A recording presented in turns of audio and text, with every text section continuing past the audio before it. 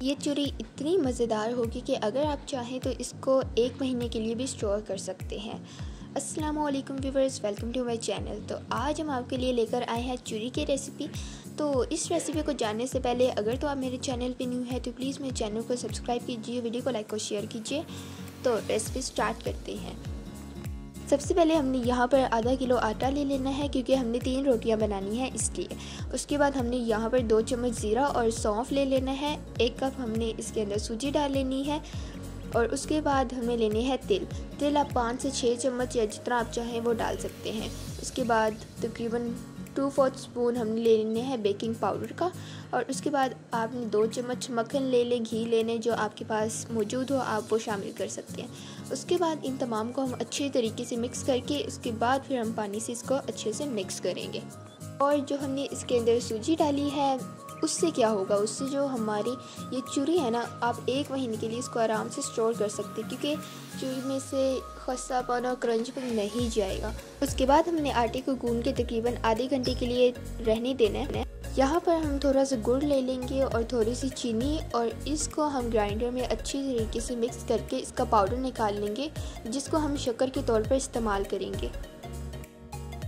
उसके बाद हम आधे घंटे छोड़ने के बाद हम इसके 3 हिस्से बना लेंगे। 3 हमने पेड़े इसके बना लेने और हाथों की मदद से हमने इसको अच्छे से बेलना है।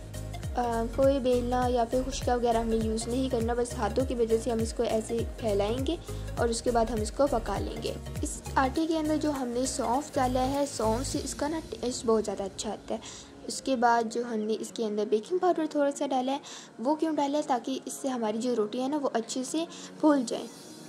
ये चूरी आप बना कर 1 महीने तक या जितनी देर तक आप चाहो स्टोर करके रख सकते हो, जब चाहो इसको खा सकते हो क्योंकि ये ख़राब नहीं होने वाली। और उसके बाद हमने यहाँ पर ये अच्छे से फैलाकर इसको तवे पे हमने डाल देना है, गरम गरम तवे पर, और इसको हमने अच्छे से पका लेना है। चूरी का असल टेस्ट तो 2-3 दिन बाद ही आता है और उसके बाद जब आप गर्म करके खाओगे ऐसे लगेगा जैसे आपने फ्रेश बनाई है। सिर्फ एक सूजी की वजह से इसका टेस्ट बहुत अच्छा आता है। यहाँ पर हमने तीनों की तीनों ही रोटियाँ बना ली हैं। उसके बाद हम रोटी को हम ऐसे पाउडर बनाना शुरू कर देंगे। हम हाथों की मदद से बना रहे हैं, आप चाहो तो ग्राइंडर का इस्तेमाल कर सकते हो या जो आप चाहो, और इस तरह से हम कुछ इसका पाउडर बना लेंगे। हाथों वाला ज़्यादा प्रेफर करूँगी क्योंकि वो ज़्यादा अच्छा होता है। अगर आप चाहो तो ग्राइंडर्स का इस्तेमाल कर सकते हो। व्यूवर्स, अगर आप इस रेसिपी को ट्राई करते हैं तो हमें कमेंट सेक्शन में ज़रूर बताइए कि आपको ये रेसिपी कैसी लगी, और अगर अच्छी लगती है तो हमारे चैनल को सब्सक्राइब करना बिल्कुल ना भूलना।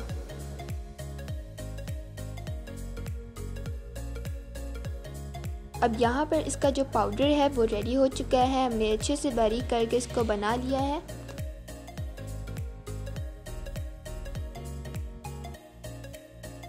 यहाँ पर हमने कुछ ड्राई फ्रूट लेने हैं, जैसे कि हमने पहले लिया है मगज़ लिया है, बादाम लिए हैं कुछ कटे हुए, गरी ले ली है हमने, तिल ले लिए हैं, किशमिश ले लिया है और यहाँ पे ये पाउडर शक्कर लिया है और इसके अलावा कुछ आपको इलायची भी चाहिए।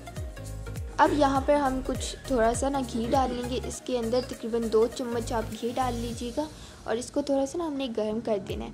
उसके बाद जो हमने ड्राई फ्रूट लिए हैं ना वो हम इसके अंदर शामिल कर देंगे और इलायची पाउडर हमने शक्कर बनाई है ना उसके साथ ही हमने उस पाउडर को भी ग्राइंड कर लिया था, तो आप भी वैसे ही ग्राइंड कर सकते हैं या फिर ऊपर डाल सकते हैं। और उसके बाद यहाँ पर हमने जो रोटी का चूरी बनाई थी वो हम इसके ऊपर शामिल कर देंगे और इसको भी हम अच्छे तरीके से मिक्स कर देंगे।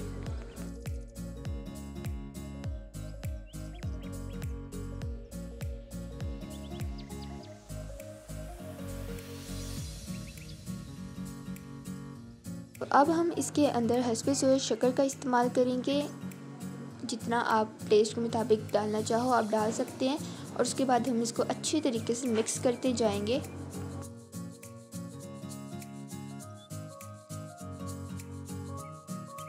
बस थोड़ा सा और मिक्स कर लेंगे और हमारी जो चूरी है वो रेडी हो चुकी है। अब जब आप इस चूरी को गर्म करोगे इसके अंदर से खस्तापन, फ्रेशनेस नहीं जाएगी। आप आराम से इसको गर्म करके खा सकते हो। Hope you guys enjoy my video. If you like my video then please give a video a big thumbs up, subscribe to our channel, do like share and comment. मिलते हैं फिर नेक्स्ट वीडियो में एक अलग recipe के साथ। तो फिर तब तक के लिए अल्लाह हाफिज़।